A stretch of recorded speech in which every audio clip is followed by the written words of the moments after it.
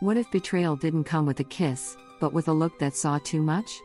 I was a faithful wife, a quiet heart forgotten in a busy home, until my husband's best friend, Julian, started noticing what my husband no longer did.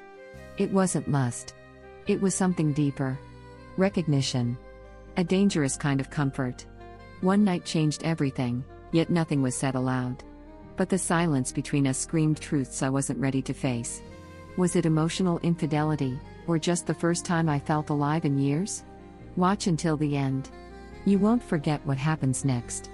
Don't forget to smash that like button, share this story with your friends, and subscribe for more jaw-dropping narratives.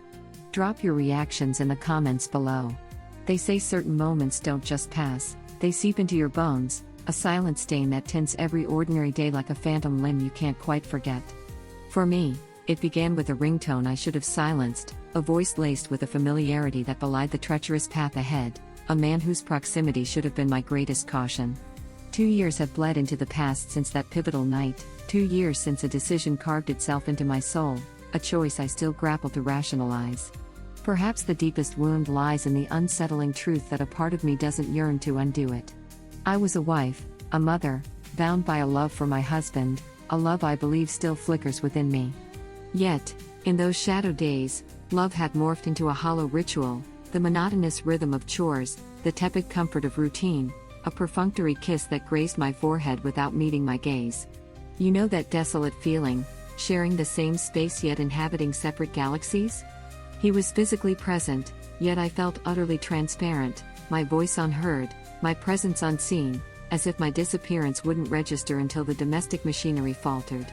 Loneliness, I discovered, wasn't always a stark silence. It could thrive amidst the clamor of children, the clatter of dishes, the drone of the television, leaving you stranded in a vacuum of your own making. And then, he materialized, Julian, my husband Mark's closest confidant, his shadow, the keeper of his unspoken truths, the ubiquitous +1 to every shared memory I was excluded from. He was a constant fixture, yet maintained a careful distance, until he didn't. It's a cruel irony, isn't it? The individual you should instinctively hold at arm's length becomes the one who perceives you with startling clarity. It wasn't a calculated affair, no clandestine rendezvous or coded messages. No telltale lipstick stains or lingering perfume. It was far more insidious, attention. Laughter. The deliberate cadence with which he uttered my name, a sound that had become a rarity in my own home. The way his gaze lingered, truly seeing me, not as an appendage to my husband or a mere maternal figure, but as a woman.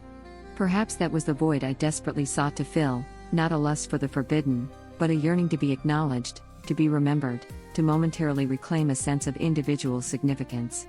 In those initial encounters, there were no stolen kisses, no illicit touches. But intimacy doesn't always require physical contact. Some connections ignite with a mere glance, some betrayals require no skin-on-skin contact. I wish I could frame this as a tale of succumbing to temptation, but it was something far more primal, a craving for connection, a gnawing guilt, and the terrifying realization that sometimes the heart doesn't stray out of malice, but out of a profound weariness of being overlooked. I didn't succumb to a stranger's allure, I became the secret confidant of my husband's dearest friend. And the agonizing truth remains, I still wrestle with the question of whom I betrayed more profoundly, my husband or myself. If you've ever stood at that precipice, torn between the prescribed right and the undeniable real, if you've ever been consumed by a desire you couldn't articulate, then lean in. Subscribe to Unspoken Echoes, where we delve into the intricate, often messy, tapestry of the human heart, one fractured thread at a time. 8 years. 8 years of marriage, a duration long enough for the vibrant hues of our wedding photos to fade, for anniversaries to morph into somber reminders rather than joyous celebrations. 2 children, a house, a life deemed stable by the outside world. Yet, within those walls, I felt an insidious erosion of my very being. Mark, my husband, the man who once ignited my laughter, who intertwined his hand with mine during mundane tasks, who truly listened, he had become a distant figure.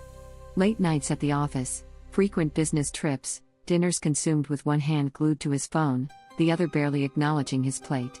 Not cruel, merely detached, as if the light within him had been gradually dimming, a process I hadn't registered until near extinction. I ceased inquiring about his whereabouts, abandoned the ritual of waiting up, silenced my voice, for what was the point of speaking into a void? Habit dictated my smiles, the care of our children, the folding of laundry, the early retreat to bed, a desperate attempt to escape the chilling weight of lying beside a man who barely registered my presence.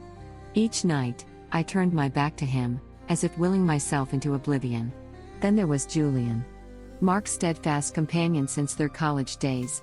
Charismatic, possessing a vibrant energy that drew people into his orbit, still unburdened by the weight of routine. He would appear frequently, a borrowed tool returned, assistance offered with a household task, a casual greeting to the children. Initially, it felt innocuous, a natural extension of their long-standing friendship. But imperceptibly, I began to notice the prolonged intensity of his gaze when I spoke, the uncanny way he recalled details I'd long forgotten, the precise manner I took my tea, the melody I absent-mindedly hummed while washing dishes. Subtle, too nuanced to address, yet too potent to ignore. And it stirred something within me that had lain dormant for years. Seen, he laughed at my clumsy jokes, inquired about the mundane details of my day, listened with an attentiveness that made me feel significant. I hadn't realized the extent of my emotional starvation until I found myself craving Julian's regard. And that realization was more terrifying than anything, for once you tasted the sweetness of being seen, the descent back into invisibility is a brutal one. Mark departed on a Tuesday morning. A hurried kiss for the children, a distracted smile in my direction, a promise of return by Sunday evening. 5 days. I had become accustomed to these absences, the silent packing of his suitcase, the perfunctory farewell at the door, devoid of any inquiry into my well-being. Work obligations, he'd called them. I'd mentally labeled them reprieves. The initial 2 days unfolded in predictable monotony, school runs, reheated leftovers, bedtime stories recited through a haze of exhaustion. But on Thursday evening, Julian appeared, claiming to be returning a wrench Mark had left at his place. I opened the door, still clad in the remnants of sleepwear, hair haphazardly tied, the smudges of yesterday's mascara a testament to another sleepless night. He greeted me with a smile that made me feel illuminated. The children were asleep, the house bathed in a dim quiet that amplified the sense of solitude. He lingered in the kitchen, mentioning his missed dinner. I offered leftover lasagna, a jest about my carbohydrate-fueled rescue escaping his lips. I poured 2 glasses of wine, not with intention, but because it felt easier than ushering him out. We settled on the couch, the television a flickering distraction. He turned his gaze towards me, a genuine focus I hadn't experienced in what felt like an eternity. "That dress, it suits you," he murmured, his eyes tracing the soft fabric. "It brings out your eyes." It was a simple garment, something I favored for its comfort within the confines of our home. Yet, under his scrutiny, I felt exposed, a nervous flutter in my chest, a sudden rush of unexpected flattery. My laughter was too prolonged, too loud, an unconscious attempt to diffuse the sudden tension that had materialized in the quiet space. The room fell silent once more. His gaze remained locked on mine, an unspoken question hanging in the air, a permission I hadn't realized I possessed the power to grant. And then he uttered those words, simple yet seismic, "You deserve more than you're getting." My heart stuttered, breath caught in my throat. I tried to respond, but no sound escaped. It wasn't the words themselves, but the conviction in his tone, the implicit understanding that resonated deep within me. And I loathed the insidious comfort those words offered. I averted my gaze, reaching for my wine glass as if it could erect a shield. My hands trembled visibly. He didn't touch me, didn't bridge the physical distance, but an invisible current passed between us, heavy, unspoken, indelible.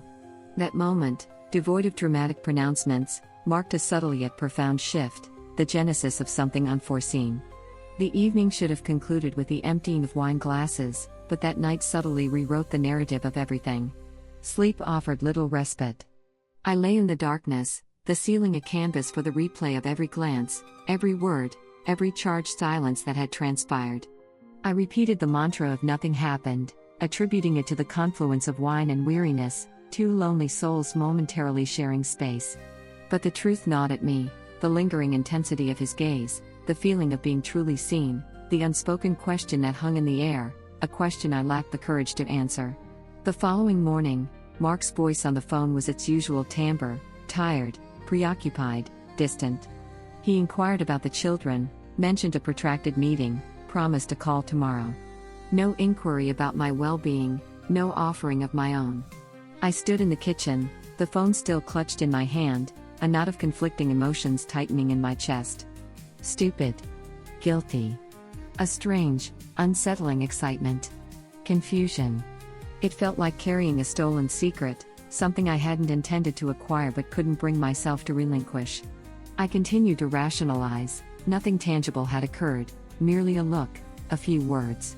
Yet, it lingered, a persistent warmth in my chest that refused to dissipate. And the most unsettling part? I didn't want it to. My memories began to unravel in reverse, fragmented flashbacks of moments I had previously dismissed, Julian's ever so slight proximity, the fraction of a second his gaze lingered too long, the casual brush of his hand against my arm during laughter. And my own passive acceptance.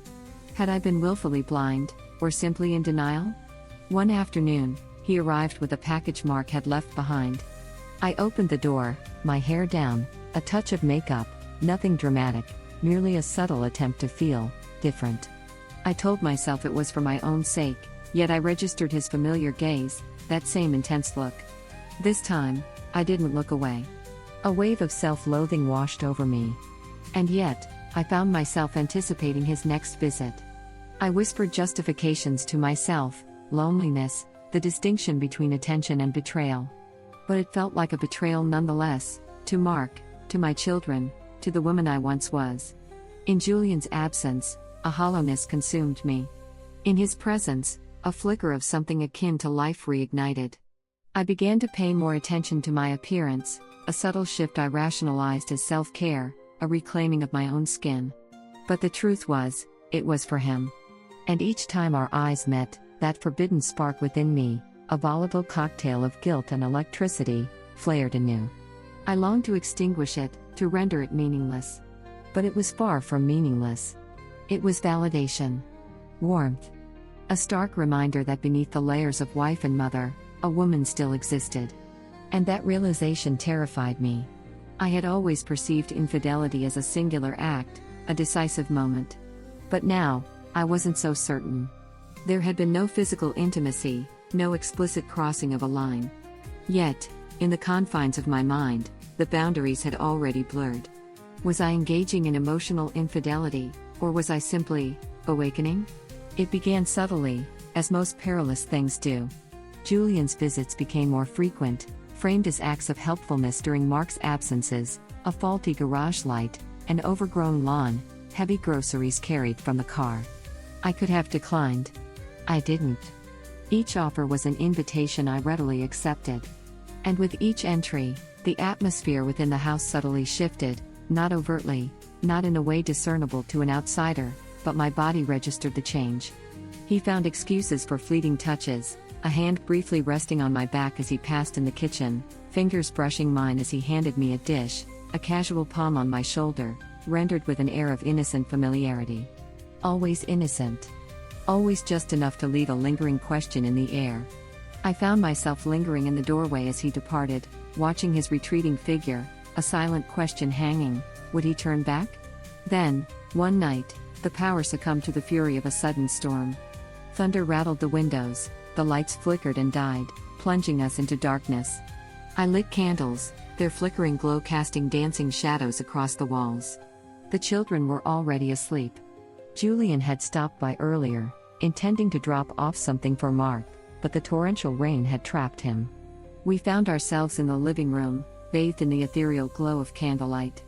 An open bottle of wine sat on the table, its presence a silent testament to a moment I couldn't quite recall. We sat in a charged silence, not uncomfortable, but heavy with unspoken tension. His gaze was fixed on me once more, and this time, I made no pretense of unawareness. He leaned in slowly, an unspoken invitation, a chance for me to retreat. And I did, partially.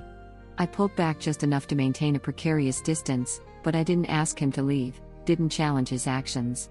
He simply smiled, a knowing glint in his eyes, as if privy to a truth I hadn't yet acknowledged. The following morning, a tremor ran through me. Burnt toast, a sharp word directed at the children, a prolonged shower, desperate attempts to restore a sense of normalcy. But the water couldn't wash away the residue of the night. When Julian's text arrived, "Let me know if you need anything," I stared at the screen for an eternity before responding with a single, inadequate thanks. I should have told him to stay away. I didn't. Instead, I clung to the illusion of control, the belief that we were adults, aware of the boundaries. But the boundaries had begun to erode. A few days later, a seemingly innocuous comment from my son struck me with the force of a revelation. He watched me preparing breakfast, oblivious to the internal storm raging within me. "Uncle Julian smiles more when you're here, Mom," he observed innocently. "Like he really likes being around you." I forced a laugh, swallowed the lump in my throat. But that night, my dreams were filled with Julian, not in a scandalous or sexual way. In the dream, he simply held me, a comforting embrace in the darkness, no words exchanged, just warmth, just presence. I awoke with tears tracing a path down my cheeks. Something had irrevocably shifted, and my attempts at denial were crumbling. Mark departed again. Another last-minute trip, another hurried farewell in the hallway. A perfunctory kiss on my cheek, a promise of a call from the airport that never materialized. I watched his car disappear down the street, a hollow emptiness settling within me, neither sadness nor anger, just a profound void. That night, Julian arrived with takeout, a silent acknowledgement of my likely unfulfilled hunger. I let him in without a second thought, no pretense, no makeup, just me, tired, worn, barely holding myself together. We sat on the couch, the unopened food containers a barrier between us, the television a muted distraction. And then, the dam broke. Tears streamed down my face, an outpouring of loneliness, exhaustion, the gnawing ache of being needed by everyone yet truly wanted by no one. I confessed my feeling of being a ghost in my own life. He offered no immediate words, simply shifted closer. Then, with a gentle tenderness, he reached out and brushed a tear from my cheek with his thumb. That simple gesture shattered the fragile walls I had so painstakingly erected. He leaned in. I didn't resist. And when his lips met mine, the contact was soft, tentative, as if seeking a permission only I could grant. I returned the kiss, and for a fleeting moment, the world outside ceased to exist. The noise, the rules, the guilt, all fell silent. Then, I pulled back, my heart pounding, my breath ragged. "I don't know what I'm doing," I whispered. His gaze, filled with an emotion I couldn't decipher, met mine. "Then let me show you," he murmured in response. I didn't stop him. I didn't say no. A single moment, a single kiss, a single choice, and everything unraveled. Clothes discarded on the floor, hands exploring forbidden territories, familiar furniture suddenly imbued with a strange foreignness.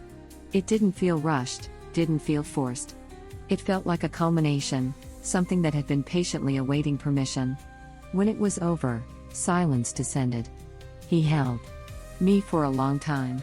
No tears, no smiles, just the rhythmic thump of my own heartbeat in a body that felt alien. This should feel wrong. This should feel shameful. The thought echoed in my mind. But all I felt was full. Not loved, not whole, but undeniably full. When he finally departed, there were no goodbyes, only a prolonged, silent exchange of glances, a shared understanding that something irreversible had transpired. If you're still here, still listening, you already understand that this isn't merely a story, it's a raw, gaping wound. Don't turn away from what unfolds next. Subscribe to Unspoken Echoes. We give voice to the stories that resonate deep within your bones. The following morning was steeped in an unsettling emptiness, a void not of silence but of amplified absence, the world continuing its relentless spin while I remained frozen, watching it blur past. Julian dressed in silence. I sat on the edge of the bed, the sheet clutched around me like a flimsy shield against the enormity of what we had done. He offered few words, a fleeting half-smile, a questioning look that hinted at his uncertainty about my regret. Then, he was gone. No kiss, no promise, no casual "see you later." Just the click of the closing door. I stared at it for an eternity. Mark returned 2 days later, bearing the spoils of his travels, a scarf from the airport, a book he claimed had reminded him of me. He hugged the children with exaggerated affection, pressed a kiss to my forehead, inquired if I had missed him. I nodded, a hollow gesture. But within, I was fracturing. Guilt doesn't descend in a single, overwhelming wave. It creeps in insidiously, like a pervasive fog, its suffocating embrace unnoticed until breath becomes a struggle. I couldn't meet Mark's gaze for more than a fleeting second. Each casual touch sent a tremor through me, not out of aversion, but out of a profound sense of unworthiness. The scarf remained unworn, the book relegated to the dusty recesses of a drawer. I began to actively avoid Julian, altering my route for school pickups, feigning absence when he knocked. His texts persisted, "We need to talk, please, I'm not okay either." I read them, each one a digital echo of the turmoil within me. But I never replied. I clung to the naive hope that distance, a severing of ties, could somehow mend what I had shattered. But guilt, I was learning, was a relentless companion. It didn't vanish with the other person's absence, it settled deep, a constant whisper in the quiet moments, a distorted reflection in the mirror. Except I had begun to avoid mirrors altogether, unable to confront the woman who stared back, the woman who once possessed a quiet confidence, now burdened by a secret that festered beneath her skin like an invisible bruise. Then, one ordinary afternoon, I saw him. Julian. At a neighborhood cookout. Laughter bubbled around him as he held hands with someone new. My best friend, Clara. She radiated happiness. He seemed free. A vice tightened around my chest, stealing my breath. His eyes met mine across the crowded yard, a fleeting connection, devoid of recognition or acknowledgement. Then, he looked away, as if I were a stranger, as if we were nothing. I stood frozen, a paper plate laden with untouched food clutched in my hand, the question echoing in my mind, was I merely a momentary distraction, a fleeting escape? Had none of it been real? He had moved on with an unsettling ease, while I remained tethered to the weight of our shared transgression. I find myself revisiting it more than I should. Not just the act itself, but the intricate web of motivations that led us there. Some nights, when the house is still and the children are asleep, I lie awake, replaying every glance, every word, every choice that steered me toward that forbidden precipice. The question lingers, a persistent hum beneath the surface: was I used, or was I the one seeking solace in the wrong embrace? Julian had once whispered, "Help me feel again." I remember the raw vulnerability in his eyes, the palpable sense of being adrift. And I had helped. I had helped him feel something, even if it wasn't love, even if it was fundamentally wrong. But now, I felt numb. Not a peaceful resolution, not a sign of healing, but a hollow ache where that illicit spark had once flickered. I often ponder the nature of a connection that leaves you feeling more profoundly alone than before it began. Because that's what it was, a fleeting fullness that swiftly devolved into an echoing emptiness. Countless times, I've stood before the bathroom mirror, rehearsing the words of confession to Mark, imagining the devastation etched on his face, the ensuing silence, the inevitable questions, the raw, gaping wound of his hurt. And each time, I retreat, the words unspoken. How do you articulate something you don't fully comprehend yourself? How do you confess to the man who shares your bed that you once felt more alive in the arms of his closest friend? The words remain trapped, a heavy secret I carry with meticulous care. Sometimes, I observe Julian and Clara. Their public displays of affection, the unrestrained joy in their laughter, a joy we never shared. They appear content. But occasionally, when Clara's attention is elsewhere, his gaze flickers towards me, and I see it, not longing, not desire, but a stark flicker of regret. It's a fleeting shadow that crosses his features, unspoken yet undeniably real, a shared acknowledgement of something sacred that was broken between us, something irreparable. I once deluded myself into believing what we shared was love. It wasn't. It was recognition. A mutual acknowledgement of the voids in our own lives, the missing pieces within ourselves. Two lonely souls seeking warmth in the encroaching cold. And we found it, a temporary reprieve. But warmth doesn't equate to safety, and closeness doesn't always signify love. It signifies a desperate reach for connection, a primal urge to feel something again. And now, I live with the residue of it all, not as a cherished memory, but as a permanent scar. Have you ever yearned for something so intensely, only to realize it was never yours to claim? Something that ignited a forgotten spark, made your heart race, your hands tremble, a fleeting return to a sense of aliveness, only to be extinguished with brutal swiftness? Was I wrong to say yes, or was I simply, finally, being honest about a truth that resided within me, a truth not about him, not about Mark, but about the woman I had become? The night replays in my mind, that pivotal moment, that single kiss that unraveled the carefully constructed fabric of my life. I search for the precise demarcation between longing and betrayal, but the line has blurred, perhaps never truly existed. Maybe the heart doesn't seek permission, it simply acts, reaches, yearns. So, I ask you, was it betrayal, or was it merely two broken individuals reaching for solace in the darkness, two people desperate to no longer feel alone? I want to know your thoughts. Share them in the comments. Tell me if you've ever stood on this precarious edge, where right and wrong dissolve into a disquieting silence that feels eerily familiar. Because I need to know I'm not the only one who has walked this treacherous line. And if these stories resonate with something within you, something buried, something honest, then stay. Like this video, subscribe to Unspoken Echoes. Because here, we don't just narrate, we dissect the intricate, often painful, truths of the human heart. Sometimes, temptation doesn't roar, it whispers. It waits.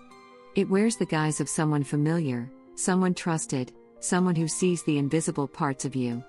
And the true danger isn't in the kiss itself, but in what that kiss awakens, the quiet hunger, the invisible ache, the buried truth you didn't know existed beneath the layers of routine, duty, and silence. I learned that not all betrayals are born of malice, some are soft, sweet, tender enough to feel like a form of unexpected kindness. And yet, they can shatter everything. But the ultimate betrayal wasn't what I did to Mark. It wasn't the lies or the silence.